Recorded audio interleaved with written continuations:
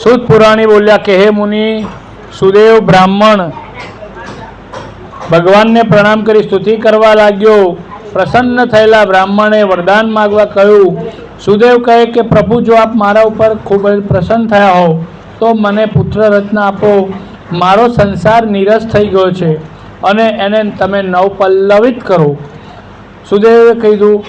ત્યારે ભગવાન બોલે કે હે બ્રાહ્મણ, તારા નસીબમાં પુત્રનું સુખ લાગતું નથી. 7 જન્મ સુધી તારા ભાગ્યમાં પુત્ર સુખ નથી. તો ભગવાનના વચન સાંભળી બ્રાહ્મણને આઘાત લાગ્યો અને મૂર્છા અવસ્થામાં આવ્યો. પતિની આવી દશા જોઈ પત્નીની આંખો ભીની થઈ ગઈ. પતિને ભાનમાં લાવવા પ્રયત્ન કરવા લાગી. પોતાના પતિને ઉદ્દેશીને કહ્યું કે વિધિના લેખ મિથ્યા થતા નથી. પ્રભુની ભક્તિનો માર્ગ સર્વોત્તમ છે, ભાગ્ય પ્રબળ છે. વિધિના લેખ ટાળવા ભગવાન પણ સમર્થ નથી. માટે શોક દૂર કરો અને ઊભા થાવ. પછી ભગવાન વિષ્ણુ સાંભળી શાંત રહ્યા, પણ ગરુડજી શાંત ન રહી શક્યા. પોતાના સ્વામીની શક્તિની અવગણના આવા શબ્દોથી સમસમી ગયા. તેમણે ક્રોધ અવેશ બની તેમણે ભગવાન વિષ્ણુને વિનંતી કરી કે આપે આ બ્રાહ્મણને વરદાન માગવા કહ્યું. માગે છે તો આપતા કેમ નથી? બ્રાહ્મણે તેની પત્નીનું દુઃખ આપ જોઈ શકો છો. આપ તો દયાળુ અને દીનબંધુ છો, દયાના સાગર છો. ભક્તોના દુઃખ આપ સહન કઈ રીતે કરી શકો? આજ આપ શાંત કેમ છો? આપેલું વચન જો મિથ્યા જશે તો જગતમાં મેણું રહી જશે. પછી આપની ઉપાસના કોણ કરશે? આપની પૂજા કોણ કરશે? ગરુડની વાણી સાંભળી ભગવાને કહ્યું કે જો તારી આવી ઈચ્છા હોય તો બ્રાહ્મણને પુત્ર આપી તેની ઈચ્છા તું પૂર્ણ કર. હું તને આશીર્વાદ આપું છું. પોતાના માલિકના આશીર્વાદ લઈ ગરુડ બ્રાહ્મણને કહ્યું કે મારા સ્વામીની આજ્ઞાથી હું તને એક પુત્રનું વરદાન આપું છું. તમારે ત્યાં મારા પોતાના અંશથી જ પુત્ર જન્મશે. તે સંસારમાં સુખ અને શાંતિ સ્થાપશે. આમ કહી ગરુડ ભગવાનને પીઠ ઉપર લઈ વૈકુંઠમાં ગયા. આ કથા પછી ભોળી ભરવાડની કથા છે.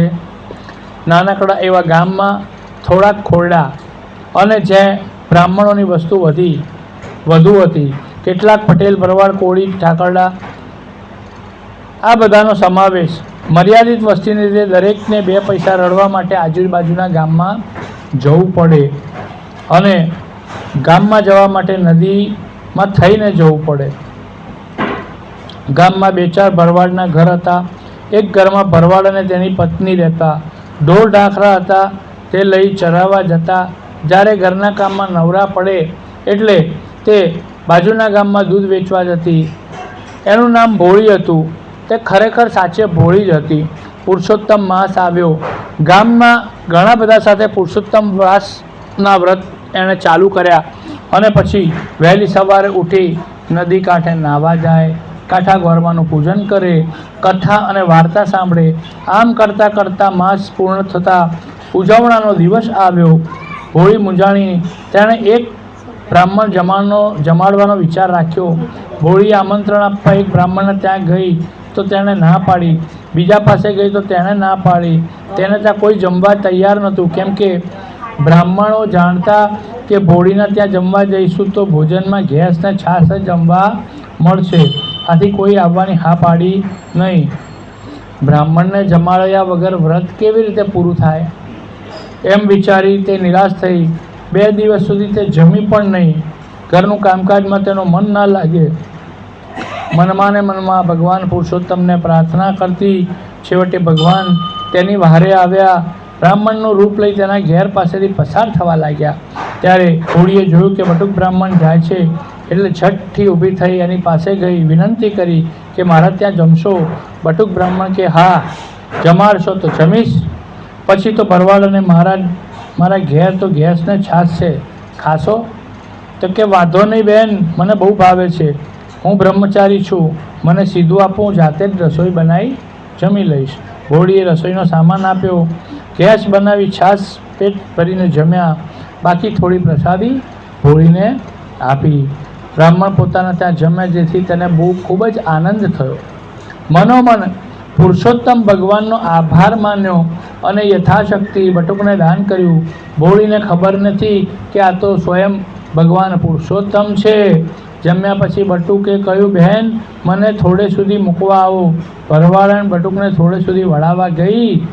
થોડેક ગયા, રસ્તામાં આંબળાનું ઝાડ આવ્યું.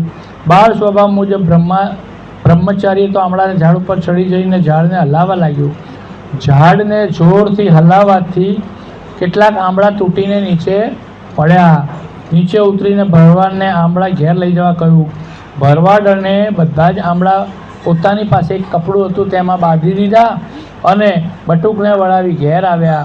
2 દિવસથી ભૂખી હતી, કકડીને ભૂખ લાગી હતી, તેથી બટુકે રાખેલો પ્રસાદ લેવાનો વિચાર કર્યો. હાડલીમાં જોયું તો ગેસને બદલે મિષ્ટાન હતા. આ જોઈ તેને અચંબો થયો. કપડું છોડીને આંબળા જોવા જાય તો આંબળા બધા હીરા બની ગયા હતા. બોળીને ખ્યાલ આવી ગયો કે બટુક સ્વરૂપે સ્વયં ભગવાન પુરુષોત્તમ મારા ત્યાં જમી ગયા છે. મેં મૂર્ખીએ તેમને ઓળખ્યા નહીં.